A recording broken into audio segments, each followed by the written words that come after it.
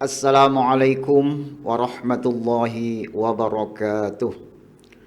Alhamdulillahi rabbil alamin. Wassalatu wassalamu ala asyrafil anbiya'i wal mursalin wa ala alihi wa sahbihi ajma'in. Rabbi israh li sadri wa yassir li amri wahlul 'uqdatam min lisani yafqahu qawli, amma ba'du. Para pendengar Cahaya Ramadan, Kantor Kementerian Agama Kabupaten Kulon Progo, alhamdulillah wa syukurillah wa bi ni'matillah. Pada kesempatan sore hari ini kita bisa bertemu melalui media pengajian Cahaya Ramadan. Mudah-mudahan pertemuan ini mendapatkan ridha dari Allah Subhanahu wa taala. Dan senantiasa kita bersyukur kepada Allah Subhanahu wa taala. Kita masih diberikan kesempatan Allah untuk bisa bertemu kembali dengan bulan Ramadan. Kesempatan emas Allah berikan kepada kita Bapak Ibu sekalian, ketika kita diberikan kesempatan untuk bisa bertemu dengan bulan Ramadan. Salah satunya adalah Allah akan mengampuni dosa-dosa kita yang terdahulu. Sebagaimana sabda Rasulullah sallallahu alaihi wasallam, "Man shoma Ramadhana imanan wa ihtisaban, ghufira lahu ma taqaddama min dzambih." Dan juga ada sabda Rasulullah yang lain, "Man qama ramadhana imanan wa ihtisaban, ghufira lahu ma taqaddama min dzambih." Jadi ini adalah kesempatan emas yang Allah berikan kepada kita Bapak Ibu sekalian. Allah akan mengampuni dosa-dosa kita yang terdahulu dengan kita melaksanakan ibadah puasa, dengan kita melaksanakan ibadah sholat tarawih, sholat lail, dan lain sebagainya.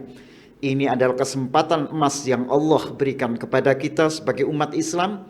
Alhamdulillah bisa bertemu kembali dengan bulan Ramadan. Jamaah rahimakumullah, pada kesempatan yang singkat ini kami akan menyampaikan materi mengenai membahagiakan orang lain. Saya kira sudah merupakan fitrah manusia. Kita sebagai manusia pengen hidup bahagia. Tetapi ada satu yang Allah berikan kepada kita, suatu kebahagiaan. Ketika kita bisa memberikan kebahagiaan kepada orang lain. Dalam salah satu sabda Rasulullah sallallahu alaihi wasallam, Allah akan memberikan pertolongan kepada kita selama kita memberikan pertolongan kepada orang lain. Wallahu fi auni 'abdihi maka nal abdu fi auni akhihi. Allah akan memberikan pertolongan kepada hambanya ketika hambanya itu memberikan pertolongan kepada orang lain. Ini adalah salah satu prasyarat atau salah satu sebab akibat yang akan Allah berikan kepada kita. Allah akan memberikan kita kebahagiaan. Allah akan memberikan kepada kita pertolongan ketika kita memberikan pertolongan kepada orang lain, ketika kita memberikan kebahagiaan kepada orang lain Bapak Ibu sekalian. Nah, di bulan Ramadan ini Bapak Ibu sekalian, saya kira banyak sesuatu yang bisa kita lakukan dalam rangka memberikan kebahagiaan orang lain yang itu nanti akibatnya juga akan kembali kepada kita. Salah satunya Bapak Ibu sekalian, ketika di bulan Ramadan ini kita diberikan kesempatan untuk memberikan takjil, memberikan buka puasa pada orang lain. Maka kata Rasulullah, siapa yang memberikan makan atau memberikan buka puasa kepada orang yang sedang berpuasa di waktu maghrib setelah waktu berbuka puasa, maka Allah akan memberikan pahala kepada orang yang memberi makan tersebut tanpa mengurangi pahalanya orang yang berpuasa. Ini kalkulasi matematik misalnya, ini satu gampangan saja. Ketika kita memberikan takjil kepada jamaah masjid. Jamaah masjid itu ada kasarannya 100 orang yang ikut berbuka di sana. Maka kita akan mendapatkan pahala sebanyak 100 orang yang melaksanakan puasa yang berbuka di masjid itu. Tanpa mengurangi pahalanya orang yang melaksanakan ibadah puasa. Itulah matematik Allah Bapak Ibu sekalian. Ini sekedar salah satu contoh. Saya kira banyak lain contoh-contoh yang bisa kita berikan terutama di bulan Ramadan ini. Jamaah sekalian rahimakumullah.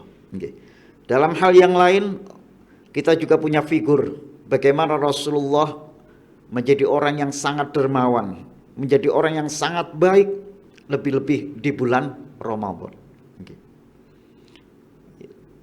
Bapak Ibu sekalian juga bisa melihat sekarang, kalau di Mekah atau di Madinah, ini orang-orang sama-sama berlomba untuk memberikan takjil, memberikan iftar kepada orang yang melaksanakan ibadah puasa. Karena apa? Karena memang fadilah atau keutamaan yang Allah berikan itu luar biasa. Apalagi di bulan Ramadan. Makanya kesempatan ini monggo kita sama-sama maksimalkan dalam rangka apa? Dalam rangka memberikan kebahagiaan, dalam rangka memberikan pertolongan kepada orang lain, yang itu kembalinya adalah kepada diri kita sendiri, Bapak Ibu sekalian. Ada pernah sebuah penelitian di Amerika, di University of Cambridge, di sebuah universitas di Amerika, diteliti bagaimana kebahagiaan antara orang yang memberi dan orang yang diberi. Saya kira ketika Bapak Ibu sekalian mendapatkan hadiah, mendapatkan pemberian itu senang, itu lumrah manusiawi Bapak Ibu sekalian. Tapi ternyata coba Bapak Ibu rasakan ketika Bapak Ibu sekalian memberikan hadiah atau mampu memberi kepada orang lain, ternyata Allah berikan kesenangan yang lebih lama daripada orang yang menerima hadiah. Itu indahnya Islam, indahnya berbagi itu, Masya Allah. Jadi ketika kita mampu memberi, ketika kita mampu berinfak, ketika kita mampu memberikan apapun hadiah pertolongan kepada orang lain, ternyata justru kebahagiaan yang kita dapat itu melebihi dari kebahagiaan yang didapatkan oleh orang yang kita beri. Ini satu, Masya Allah. Dalam keluarga kecil, mohon maaf, contoh, saya sering membaca bagaimana sebuah keluarga, misalnya seorang suami banyak memberi atau nyah-nyah atau apa istilahnya kepada istri, kepada keluarga. Seorang suami yang banyak memberikan perhatian, memberikan rezekinya, uang dan sebagainya kepada istri, kepada keluarga. Ternyata itu kayak menjadi prasyarat Allah akan memudahkan rezeki dia, Allah akan memudahkan ya apapun yang Allah berikan. Syaratnya itu adalah memberikan yang terbaik untuk keluarga. Rasulullah pernah bersabda, berbuat baiklah kepada keluargamu, berbuat baiklah kepada keluargamu, dan saya adalah orang yang paling baik kepada keluarga. Ini Ramadan, bulan Ramadan, bismillah kita juga bisa tampilkan, bisa kita tunjukkan perhatian kita kepada keluarga kita. Yang dulu-dulu di luar Ramadan kita jarang bareng makan bersama, bareng berkumpul, tadarus bersama dengan keluarga kita. Di bulan Ramadan kita punya banyak kesempatan berbuka bareng, sahur bareng, berangkat sholat tarawih bareng, dan lain sebagainya. Niki insya Allah akan banyak memberikan hal positif bagi keluarga kita jamaah sekalian.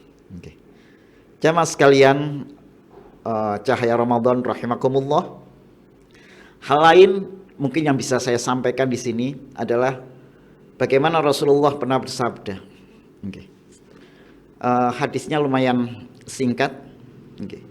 Jika ingin hatimu lunak, berilah makan kepada orang miskin dan usaplah kepala anak yatim. Ini Rasulullah memberikan guide, memberikan panduan kepada kita.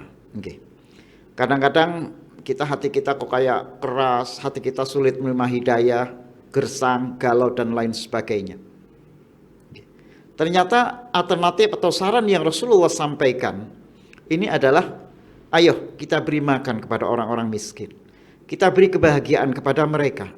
Artinya di sini makan itu ya bukan sekedar saya kira bukan nasi saja, perhatian, apapun empati dan lain sebagainya, ya lebih-lebih makan itu karena itu termasuk kebutuhan sangat mendasar. Ternyata itu bisa membuat hati kita lebih lunak. Dan Ramadan memberikan pelajaran kepada kita. Kita bisa merasakan bagaimana, mohon maaf, orang-orang yang tidak mampu merasakan lapar yang luar biasa. Kadang-kadang mungkin mereka sehari 2 hari tidak bisa menemukan nasi, tidak bisa menemukan makanan yang mungkin dirasa layak bagi mereka. Kita diajarkan oleh Rasulullah, kita diajarkan oleh Allah untuk bisa merasakan rasa yang pernah mereka rasakan dengan ibadah puasa. Oh Masya Allah, ternyata kita melaksanakan ibadah puasa ini bisa memberikan rasa kepada mereka, orang-orang yang mungkin bukan hanya sehari, bukan hanya 12 jam mereka tidak makan dari subuh sampai maghrib, tapi kadang-kadang mungkin mereka lebih dari waktu itu mereka tidak mendapatkan makanan yang layak. Sehingga dalam hati kita Masya Allah timbul rasa. Okay. Bismillah, Masya Allah. Kita berikan makanan kepada orang-orang miskin. Okay. Terutama yang ada di lingkungan kita, di tetangga kita, kita perhatikan jangan sampai ada di antara mereka. Okay. Di antara mereka yang tidak mendapatkan makanan itu. Okay. Makanya nanti ada istilahnya zakat fitrah. Zakat fitrah prioritaskan dulu untuk lingkungan kita. Okay. Untuk lingkungan kita.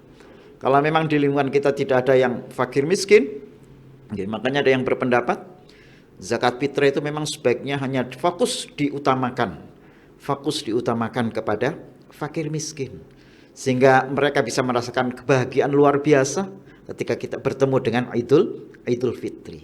Okay. Yakin jamaah sekalian, ketika kita memberikan makan kepada orang-orang, kepada tetangga kita yang tidak mampu, entah lewat cara apapun, kita akan mendapatkan justru balasan dari Allah yang luar biasa. Apa? Hati kita mendapatkan hati yang lunak, hati yang mudah mendapatkan hidayah Allah, hati yang mudah untuk berempati kepada orang lain. Dan juga kata Rasulullah, usaplah kepala anak yatim. Ini juga tidak lepas dari peran atau perhatian kita kepada anak-anak yatim.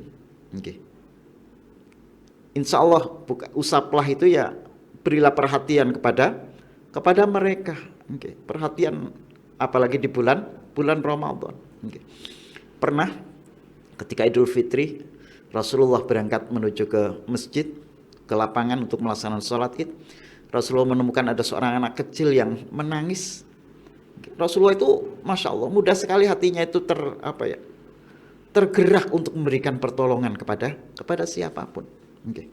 Ketika melihat itu Rasulullah memberikan penawaran biar mereka, karena mereka tidak punya bapak lain sebagainya, Rasulullah memberikan posisinya biar anak itu merasa teranyomi, merasa tentrem, tenang, terlindungi dan lain sebagainya. Ini adalah satu bentuk usapan atau bentuk perhatian kepada anak yatim. Usaplah kepala mereka, berilah perhatian, berilah pendidikan dan lain sebagainya. Anak-anak yatim yang ada di lingkungan kita. Insya Allah itu akan membuat hati kita membuka jalan, Allah akan memberikan banyak pertolongan kepada kita.